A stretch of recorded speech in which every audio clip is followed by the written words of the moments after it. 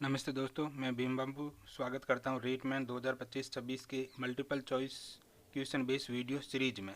इस वीडियो में हम रीट 2023 लेवल 2 के अंदर जो आपके पंजाबी सब्जेक्ट का पेपर हुआ था उसके अंदर आईसीटी के जो क्वेश्चन पूछे गए थे उनके बारे में डिस्कशन करेंगे।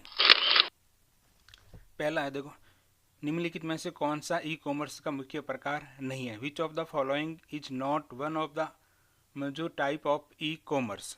तो हमारे पास पहला ऑप्शन है, ए नंबर है B2C, जिसे हम कहते हैं बिजनेस टू कंज्यूमर। दूसरा है D2B।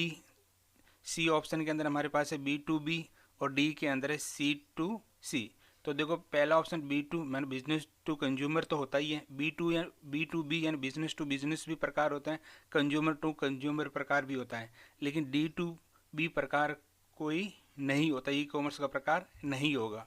तो सही आंसर क्या हो जाएगा? बी किसी भी प्रकार का ई कॉमर्स का प्रकार नहीं है। अगला देखो, निम्नलिखित में से कौन सा डिवाइस यूजर प्रोग्रामेबल है? यानी इसमें से कौन सा ऐसा डिवाइस है जो यूजर प्रोग्रामेबल है, यानी यूजर अपने आवश्यकता के अनुसार उसमें फेरबदल कर सकता है? माउस, तो माउस के अंदर बिल्कुल भी फेरबदल नहीं कर सकता। अगला है डम डिवाइस। डम डिवाइस का मतलब होता है जो पावर कंज्यूम नहीं करते हैं, ठीक है, तो ये भी, इसमें भी किसी भी प्रकार का फेरबदल नहीं कर सकता। प्रिंटर, तो प्रिंटर के साथ भी किसी भी प्रकार की फेरबदल नहीं कर सकता।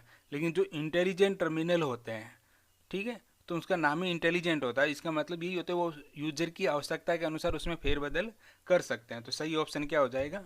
सी। अगला देखो, निम्नलिखित में से कौन सा पोस्ट सिस्टम का प्रकार नहीं है? पोस्ट का मतलब है पॉइंट ऑफ सेल्स, ठीक है। Which of the following is not type of post system?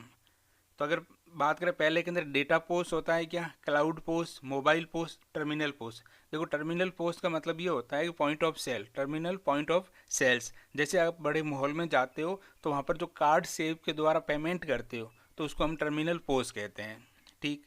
अगला है मोबाइल पोस्ट। उसी प्रकार मॉल के अंदर जाते हो, आपके जो कंडक्टर के पास आपने देखो टिकट काटने के लिए जो मशीन होती है उसको मोबाइल पोस्ट कहते हैं, ठीक है। तो उसी प्रकार मॉल के अंदर भी होती है और वहाँ पर आप जो प्रोडक्ट आपको खरीदना है उनको सेलेक्ट करके हाथों हाथ पेमेंट कर सकते हो, तो मोबाइल पोस्ट भी होता है।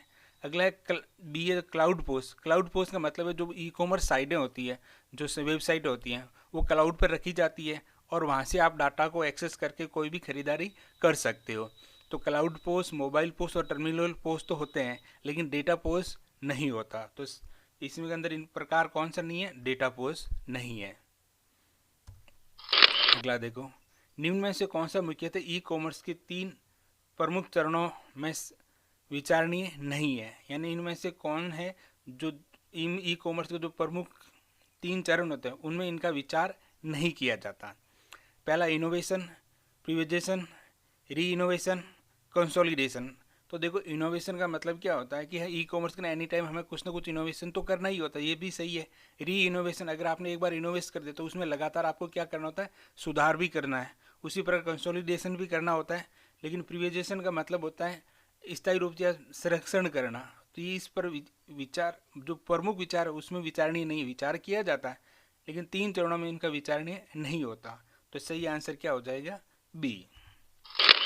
अगला देखो, निम्न कंप्यूटर में इंफॉर्मेशन को रीड ओनली मेमोरी में के द्वारा संग्रहित किया जाता है। Information in computer read only memory storage by. जो रीड ओनली मेमोरी के अंदर है, जो इंफॉर्मेशन है कंप्यूटर के अंदर, वो कौन स्टोर करता है? पहला है इंजीनियर, दूसरा है यूजर, तीसरा है प्रोग्रामर, चौथा है निर्माता यानी मैन्युफैक्चरर। तो ध्यान रखना, रीड ओनली मेमोरी के अंदर जब केवल रोम की बात करें, ठीक है ना, ई रोम या पी रोम, उनकी ई पी रोम उनकी बात नहीं करें, हम केवल रीड ओनली मेमोरी। तो इसमें क्या, जो मैन्युफैक्चरिंग, जब मेमोरी का निर्माण किया जाता है उसी समय डाटा इसके अंदर क्या करवा दिए जाते, स्टोर करवा दिए जाते हैं। तो इसको हम, इसका सही आंसर होगा मैन्युफैक्चर यानी निर्माता के द्वारा डाटा इसमें स्टोर किया जाता है। तो उम्मीद करता हूँ आपको समझ में आ गया होगा।